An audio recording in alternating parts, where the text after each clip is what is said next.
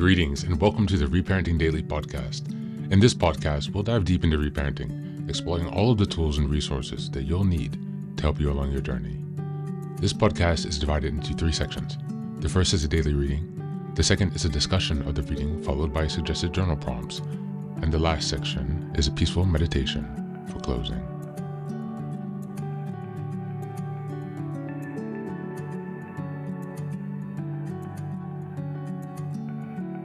Good morning, good afternoon, and good evening from whenever and wherever you're joining us today. I'm so glad that you're here as we continue on this journey of self-expansion and growth. If this is your first time, welcome. Before we dive in, a quick reminder. Like, share, and subscribe to this podcast on Apple Podcasts, Spotify, and YouTube. Your support here helps spread the word and grow this community of self-reparenting. Now for a few updates. First, I'm excited to introduce our Patreon community, where for a small monthly fee, you can join us for 3 weekly reparenting support meetings. Sundays, we have a guided meditation for emotional grounding. On Tuesdays, we have a book club discussion for deeper discussions and growth. And on Thursdays, we have open topic conversations for real-time support on any topics that may come up. You can find all of the details about what's included in this community by going to the Reparenting Daily website and checking out the community tab. In addition, we now have a WhatsApp support group, a global network of fellow travelers available anytime you need encouragement, guidance, or simple connection. This is just one of the many ways we're building a strong, supportive space for your reparenting journey. The next announcement is that I've just released my first few books. The first is the Reparenting Daily Journal, a structured 365-day guide to help you work through reparenting day by day. Starting in 2025, each month focuses on a key theme with weekly sub-themes. The Reparenting Daily podcast episodes align with the journal, making it an interactive and immersive experience to help you stay focused and ensure real progress this year.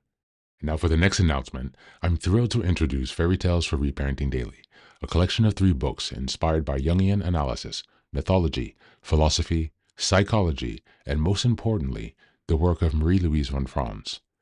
These short, simple stories are designed to help you reconnect with your inner child and experience healing through storytelling. What makes these books unique? Well, at the end of each story, there's a deep dive analysis exploring its themes, explored by journal prompts to help you reflect on how these lessons relate to your personal journey. All of these books are now available on Amazon, so go ahead and take a look and support this project. Reparenting is a journey of growth, iterative change, and continuous improvement. Much like nurturing the bonsai tree, it requires patience, care, consistency, and attention. Thanks for being here and supporting this work, and for committing on your journey of self-expansion. Now, without further ado, let's dive into today's practice. Today's reading is from the ACA Daily Meditation, Strengthening My Recovery. It's entitled Letting Go. Just as a reminder, we're in May. The theme is emotional regulation. We're in week 4, which is May 22nd until the 31st. And the theme for this last week of May is practicing emotional balance. Reading today is on letting go, which is important for the process of practicing emotional balance, maintaining your own sovereignty. So here we go. Letting go. Recovery is not about perfection. It is in the becoming that we experience the promises of recovery. Big Red Book, page 24. Some of us thought we had to figure out how to work the AC program perfectly.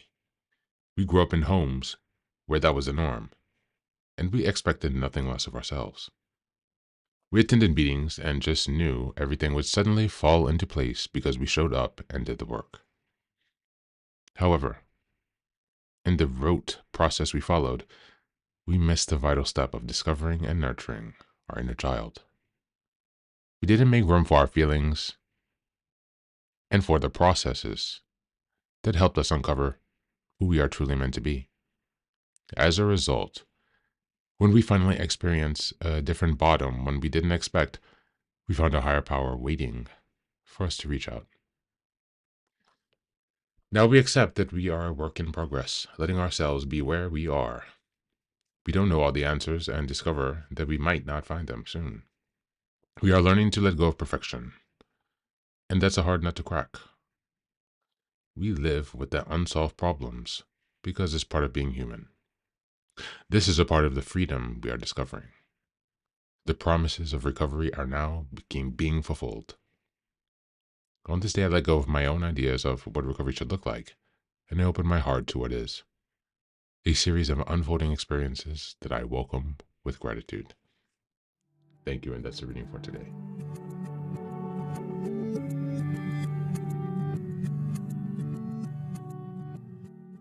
Welcome back, welcome back.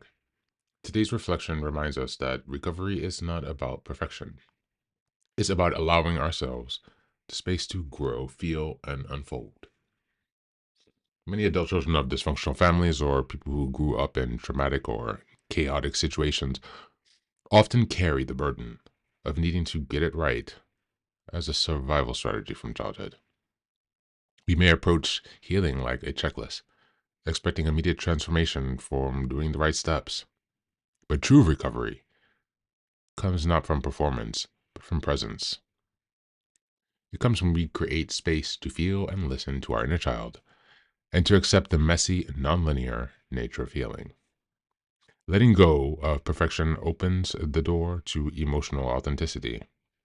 Instead of repressing or controlling our feelings to fit a perfect model of recovery, we allow them to surface honestly. The sadness, the confusion, the anger, and also the joy, without needing to fix them. This honest expression is what deepens our healing and connection. As we learn to trust the process rather than control it, we discover that living an open-hearted imperfection is far more than striving to meet impossible standards. Recovery, then, becomes not a goal to achieve, but a relationship with ourselves to nurture. As we continue to the journal prompts, number 1, what areas of your recovery are still holding, in what areas of your recovery are you still holding on to perfectionism?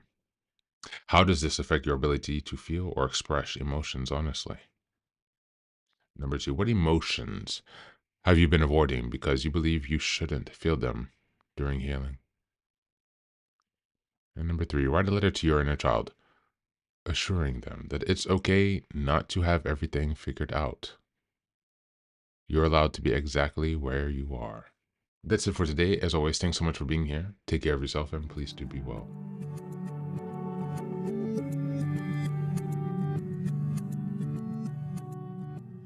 Welcome back. Welcome back. Now, this is the third and final section of the daily podcast. This is your silent meditation. Please go ahead and find a space where you can be comfortable and undisturbed, where you can relax and spend some time with yourself for this 10-minute silent meditation. You can choose to be sitting, standing, lying down, or in whatever position makes you comfortable today. Take a moment to simply be with yourself. Focus on your breath and gently connect with each part of your body. If thoughts arise, don't let them overwhelm you. Just observe them without attachment. Imagine them as leaves drifting down atop a river, passing by without needing your engagement. Stay present, grounded, and open to this moment, no matter what time you are listening and practicing this meditation. Namaste.